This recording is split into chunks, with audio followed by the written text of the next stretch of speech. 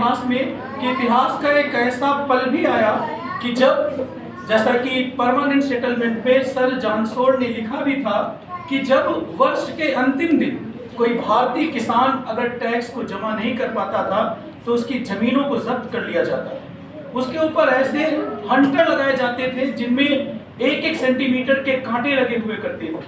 100 Hunter मारने का आदेश दिया जाता था। पता चला 30 में ही उस इंसान की डेथ हो जाती थी। हम बेटा उस आज़ादी से यानी उस गुलामी से तो निजात पा सके, मगर क्या आज के डेट में अगर मान लेते हैं कोई लड़की रात में बीमार होती है और वो अकेली है, रात के 12 बजे अगर वो पेट के दर्द की दवाई लेने जाती है तो यकीन जान लो 10 आवारा ऐसे लोग मिल जाएंगे कि कोई उसका रुपट्टा ही छीन के भागेगा, और हो सकता है ना कर पाए तो कहो उस पर 4 कमेंट ही सुना जाए। तो हमें ये आज़ादी कभी, तो इस आज़ादी के लिए बेटा सबसे बड़ी ज़रूरत है एजुकेशन की, शिक्षा की। हमें अपने नैतिक मूल्यों को सुधारने की ज़रूरत है और इसकी शुरुआत बेटा हम अपने घरों से करें। अपने घरों से जब तक हम इन सब चीज़ों की शुरुआत नहीं करेंगे तब तक हम बेहतर नहीं कर सकते। जरूरत क्या है, हमें अपने देश को सुधारने की जरूरत नहीं है बेटा, हम अपने आप को सुधार लें, अपनी फैमिली को सुधार लें, फिर अपने मोहल्ले पर बात करें, तभी हम कुछ बेहतर बन सकते हैं। बेटा याद है वर्ष में एक रिपोर्ट आती है जिसको यूनाइटेड नेशन डेवलपमेंट प्रोग्राम हर साल पेश करता है, और जब वो रिपोर्ट आते हैं यूएनडीपी के द्वारा तो पता चलता है भारत उस रैंक में ऊपर से 132वें स्थान पर होता है।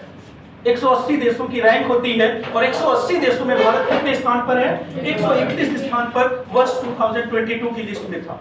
और क्यों हम इतना पिछड़े? आज हम कहते हैं दुनिया के सबसे ज्यादा यूथ पावर भारत के पास है। दुनिया के दूसरे नंबर पर हम फर्टाइल लैंड में बिलोंग करते हैं, यानी अमेजन बेसिन के बाद दुनिया की सबसे बेहतर जमीनें हमारे पास है, मगर फिर भी हम लोगों के पास पिछड़ापन है। बहुत सी प्रॉब्लम्स है हमारे देश के अंदर। उसका रीजन है कि हमारे पास कमी कहाँ है? एजुकेशन की, शिक्षा की बहुत बड़ी कमी है। और जब तक बच्चे याद रखना एजुकेशन में सुधार नहीं होगा तब तक हम कुछ नहीं कर सकते। और ये बात और है बेटा, एजुकेशन के साथ साथ एक तो हम पढ़ लिख गए, दूसरी हमारे पास क्वालिटेटिव एजुकेशन की बहुत बड़ी जरूरत है। अब क्वालिटेटिव एजुकेशन का मतलब जैसे आर्टिकल 17 हमें क्या करता है? अनटचेबिलिटी के लिए मना करता है। बेटा मैं एक हकीकत बता रहा हूँ अपने लाइफ की। आज से 7 साल 8 साल पहले मैं एक ट्यूशन पढ़ाने जाता था, नाम नहीं लूंगा उस व्यक्ति का, और वो मुझे चाय पिलाती थी औरत, मतलब जिनके यहाँ पढ़ाने जाता था। और उस लड़की को पढ़ाना भी मैंने 1 महीने के बाद इसलिए बंद किया था कि उनके घर में जो चाय आती थी, हो सकता है वो यही बनाती थी, मैं मुस्लिम व्यक्ति हूँ, वो हिंदू परिवार था, और वो शायद यही बनाती थी कि ये मुस्लिम है, मैं गिलास दूंगा या बर्तन दूंगा तो मेरा अपवित्र हो जाएगा या खराब हो जाएगा। मेरे अंदर ऐसी ही सोच चलती थी। उसका रीजन था कि वो जो कप होता था ऊपर से कितनी करीबन 10 दरारों में चिपका हुआ होता था। एक कप की बात बता रहा हूँ बेटा, मैं रियल लाइफ की बात घटना बता रहा हूँ। तो इन सब चीजों की कमी कब आएगी? तो जरूरत बेटा क्या है?